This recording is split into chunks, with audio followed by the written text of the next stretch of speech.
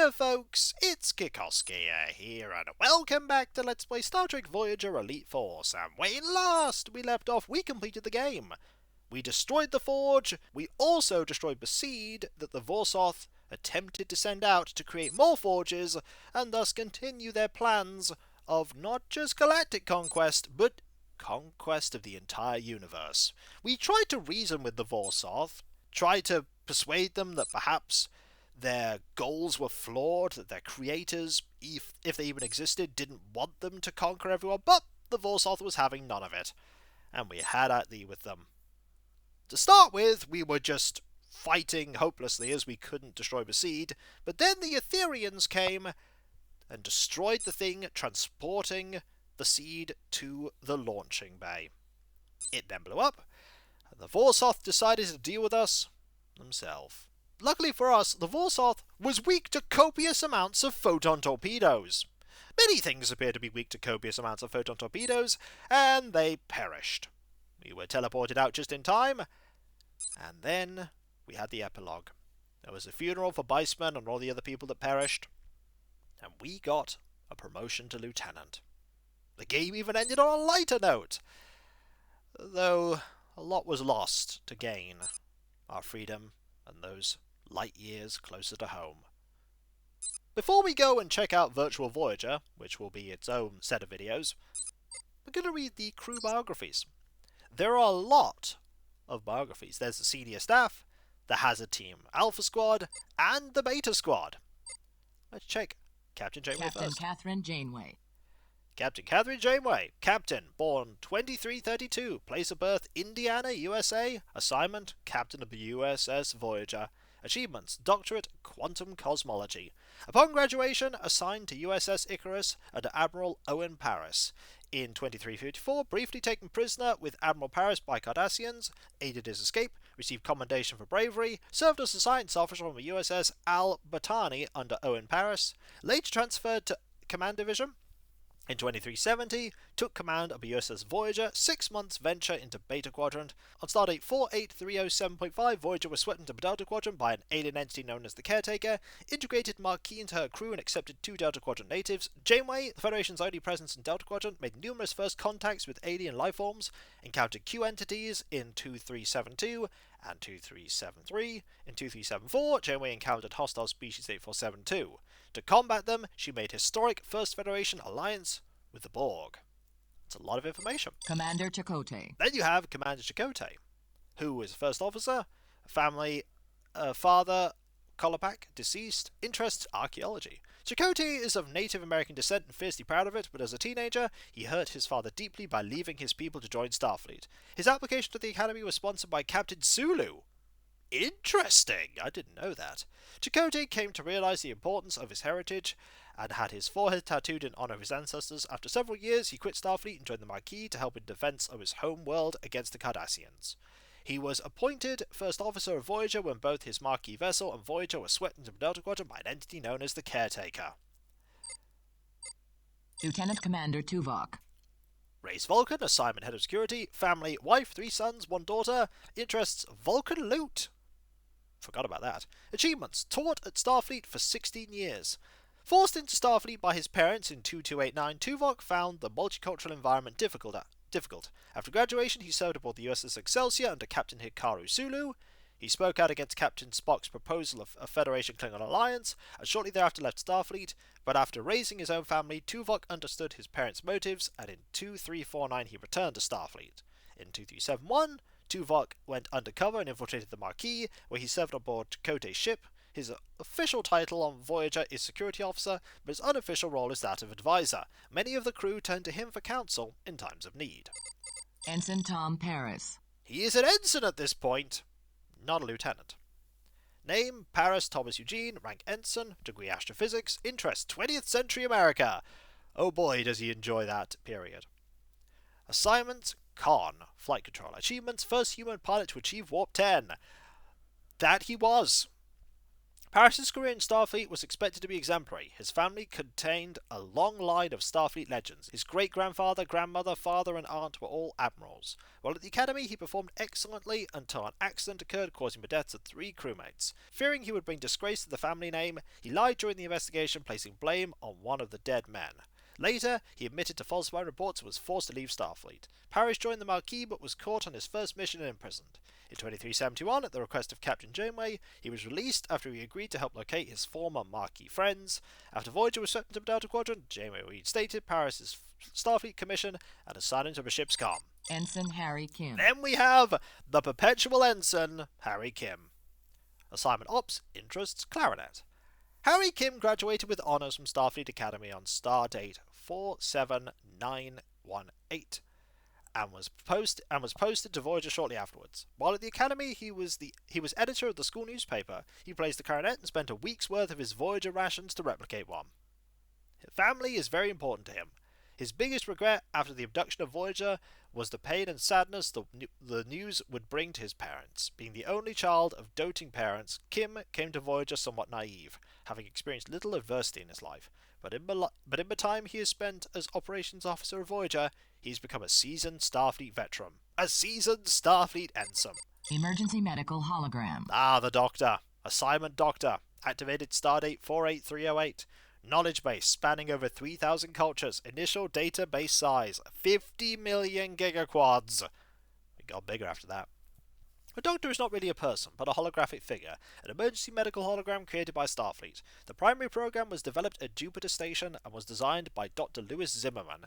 After the entire medical staff of the USS Voyager were killed in 2371 during the violent passage into the Delta Quadrant, the Doctor became the only source of medical treatment available. The Doctor is knowledgeable in over 5 million treatments, with information from 2,000 medical references and the experiences of 47 physicians. The EMH, Emergency Medical Hologram, is capable of independent thought, and with the aid of an autonomous holo emitter he wears, which is future tech I might add, he is able to venture out from the sickbay on away missions. 7 of 9. 7 of 9. Borg designation Tertiary Adjunct of Unimatrix 01. Original name Annika Hansen, born 2348, separated from Collective 2374. 7 of 9 was a Borg drone, also known as Tertiary Adjunct of Unimatrix 01. She was originally a human female named Annika Hansen, born in 2348 at the Tendara colony. Her parents were noted scientists who had departed for deep space aboard the starship Raven with their daughter Anika. The Raven crashed on a Class M moon where Anika and her parents were assimilated by the Borg. In 2374, 7 of 9 was assigned as liaison to Voyager when the Borg formed an alliance with Janeway in an attempt to defeat Species 8472. When her Borg cube was destroyed, 7 stayed aboard Voyager. Although her return to human society has proven difficult, 7 of 9 is a valuable member of Voyager. That she is. Neelix. And the star of the senior staff, Neelix. Neelix the Talaxian, born on Rinax, a moon of Talax. Interest: orchid breeding. Assignment: chef. Neelix was originally a trader of junk and space debris, but he joined the Voyager crew in 2371 as a guide through the Delta Quadrant. A jack of all trades. That is an understatement. Neelix also assumed the responsibility as ship's chef and converted part of the mess hall into a kitchen to help save energy used by food replicators. He's able to prepare meals with food grown in the hydroponics bay or gathered from planets Voyager visits. He is also self-appointed morale officer and has been called upon to act as a diplomat on several occasions when Voyager has encountered new species. Now we go from the crew of the show to the members of Hazard. Lieutenant Les Foster. Les Foster. Lester William. Rank Lieutenant, born April 20th, 2339. Place of birth, Melbourne, Australia. Assignment, Hazard Team Leader. Achievements, Purple Heart, Distinguished Service Medal. As a child, Les Foster lived a tough, simple life, raised in the manualist lifestyle of his family. They believed that modern technology made people weak and manual labour was important to character building. Hence their motto, Labor Omnia Vincit. Labour conquers all. He joined Starfleet at a young age and went to service as a Marine, fighting in the Cardassian Wars. Afterwards, Foster returned to Starfleet for officer training. To his disgust, many of his former squad mates joined the Marquis to illegally fight the Cardassians in 2370. When offered the Voyager assignment to help capture the Turncoats, Foster gladly signed on as leader of Voyager's Beta Squad security team. He is currently been assigned as leader of the newly formed Hazard Team. Ensign Alexander Monroe. Now I like that because we picked the female character, It's Alexandria Monroe here. But all this information will be the same, no doubt. Born May the 1st, 2349, this should say Lieutenant now. Place of birth, New Chicago, Luna. Oh, someone from the moon.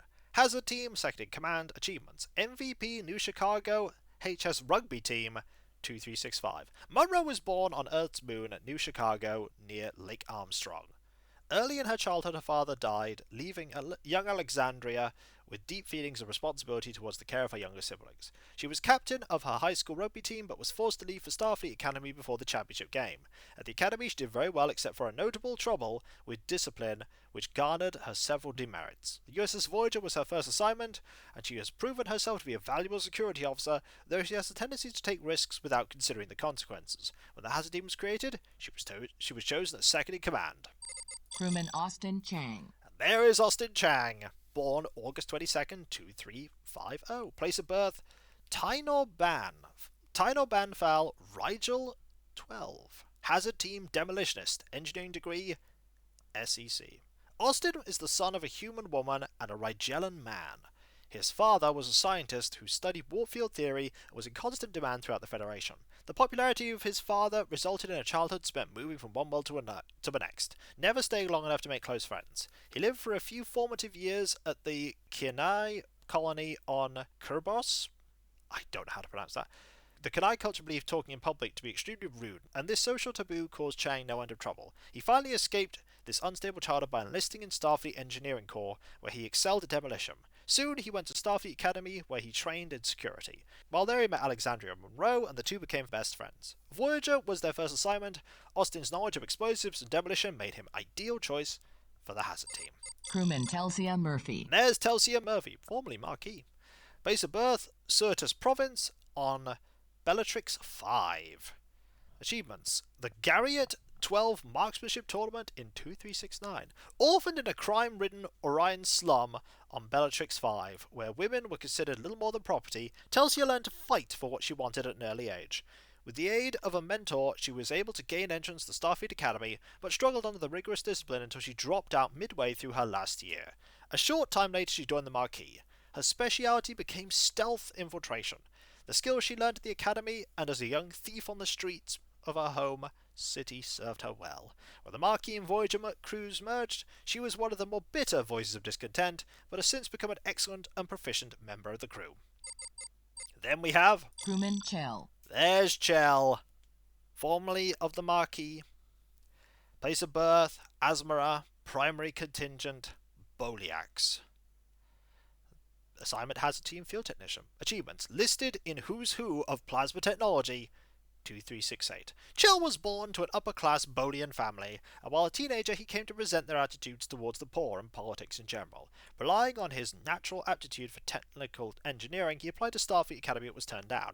After applying 2 more times, he was finally accepted, only to leave a year later unhappy with the heavy workload. He soon joined the Marquis, drawn to their desire to go outside the rules and right what they viewed to be the Federation's wrongs. When he came aboard Voyager with his other Marquis crewmates, Chell was found to be cynical, lazy, and a malcontent, unwilling to follow Starfleet protocol.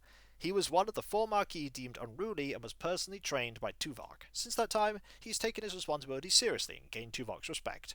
While he is adverse to battle and prone to complaining, he's a skilled technician and a valuable member of the Hazard team. And the final member of the Alpha Squad, Crewman Juliet Girat. Born June 3rd, 2352. Place of birth, Quintana Bay, Beta Z. She has the Vulcan Academy medical degree. Juliet was interested in medicine from a young age, her compassion evident even as a child.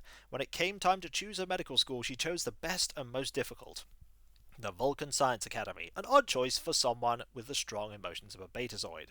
As a result of her training, she is a study in contrasts, acquiring something of the Vulcan demeanor and ideals.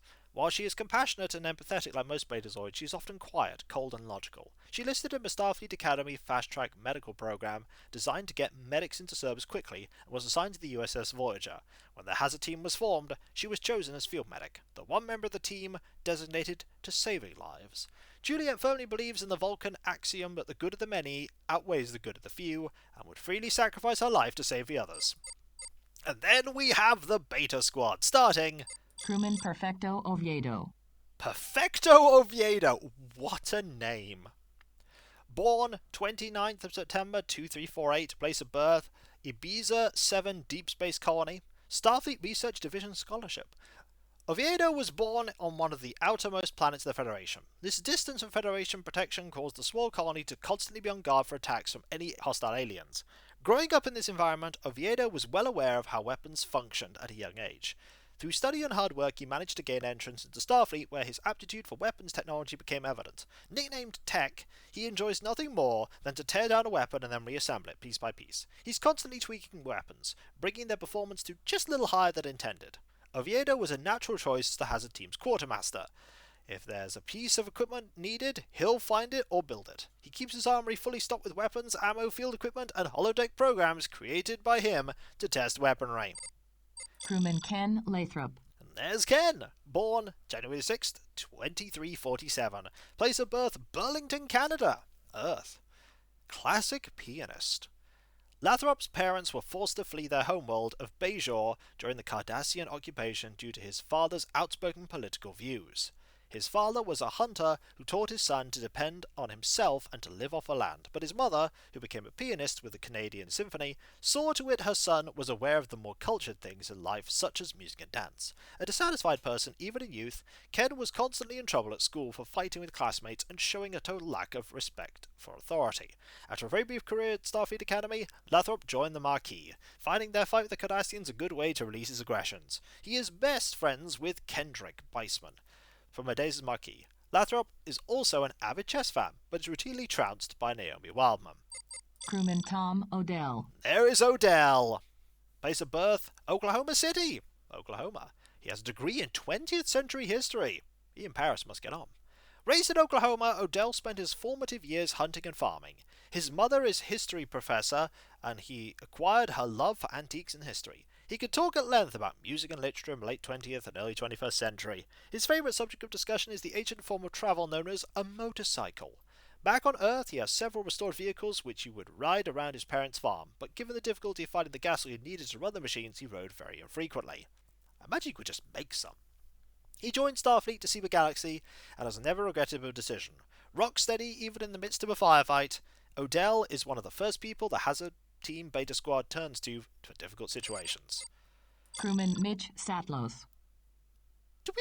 We didn't interact with this guy much. He was born in Galway Island, Earth, on March the 17th, 2351. First place Academy Track and Field 4K event. An eternal optimist, Castalos is a bit of a riverboat gambler at heart. He enjoys taking chances. Some would say he takes them too often. While this attitude gained much for him, it has had a high price, his career in Starfleet. After several training incidents which almost cost him and his teammates lives, he was asked to leave Starfleet. Castalos left, hoping someday to return after he redeemed himself. But then he joined the Maquis and found it very rewarding, fighting for people he believed to be victims of injustice. He is also an avid runner, a track star in high school, and later he won the Starfleet Academy Track and Field 4K event. Crewman Michael Jaworski. There's Jaworski. Born April the 11th, 2352. Place of birth, Corleone, Sicily, Earth. Third place, World Cup Spelling Bee, 2364. Gifted with a photographic memory, Jaworski did extremely well in school. When tested for intelligence, he was ranked in the top 2% of his age group. His parents were not surprised when he joined Starfleet, but they were very dissatisfied when he went to security. They had thought, with his intelligence, he would have been a scientist, but he enjoyed the excitement and fast-paced life as a security officer. When the Maquis joined the Voyager crew, Jaworski was very outspoken on his dislike for the traitors. This resulted in several altercations that ended in violence. Since that time, having worked closely with the former Maquis, he has grown to respect these people and consider them a valiant, courageous group. Crewman Elizabeth Laird. And there's Elizabeth Laird, place of birth, Hoboken, New Jersey, Earth. Achievements, one of the few humans allowed to train on Kronos. Ooh! Laird is a no-nonsense professional who is considered for the position of second in command of the Hazard team. Her father is a martial arts instructor and her mother a gourmet chef, both of them extremely proud the day their daughter was accepted in Starfleet Academy. She is highly skilled in hand-to-hand combat, having attained a black belt in Aikido, Jiu-Jitsu, and Taekwondo.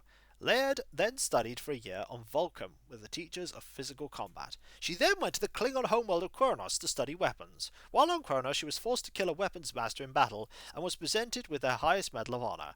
She is also skilled with the bow and arrow, phaser rifle, and the bat'leth. She was on the martial arts team representing Earth at the Federation Olympics. And hang on, last but by no means least, I have to announce a grave misjustice here. The most important character in the show, nay, the entire extended canon, nay, the universe, is in the wrong section. Crewman Jeffrey Nelson. There he is, Jeffrey Nelson, the true hero of the game. Rank crewman, formerly Marquis, born November 22nd, 2353, place of birth, Chinook, Montana, Earth. Assignment Hazard Team Weapons Specialist. Achievements: won prestigious Van Gogh Scholarship, 2366. The son of a rancher, he attended art school after showing great promise in painting and sculpture, but during his first semester he and several friends took spring break on Luna. That one trip was enough to show Jeff the beauty of space. He fell in love with it instantly. He soon applied to Starfleet Academy and was accepted. Halfway through his first year, Jeff quit, not wanting to wait for graduation to travel to distant worlds. He wandered for a time, working on freighters and doing odd jobs, until he hooked up with the Marquis. He found their fight with Starfleet and the Cardassians to be the type of hopeless battle that he wanted to be a part of. When the Marquis and Voyager crews combined, Nelson began to see the value of Starfleet and now regrets his decision to leave the Academy. But it's okay, because in reality he's not crewman. He's like the super mega ultra admiral. He's just incognito right now. When the Voyager inevitably gets back to Earth, he will be welcomed back to the highest echelons of command in Starfleet, whereupon he will enact his plan to bring peace throughout the universe. Because why not? Really, they should patch the game to put him back into the senior staff where he belongs. But either way, that was the Voyager crew biographies. And when we come back, we will check out Virtual Voyager, which will allow us to go through the ship and examine it from top to bottom. And maybe we can get up to some silly stuff. Maybe we can. And if you enjoyed this video, don't forget to like, comment, and subscribe if you're not. And if you are subscribed, press that bell for those notifications. And I'll catch you next time, folks. And I'll see you then. Later.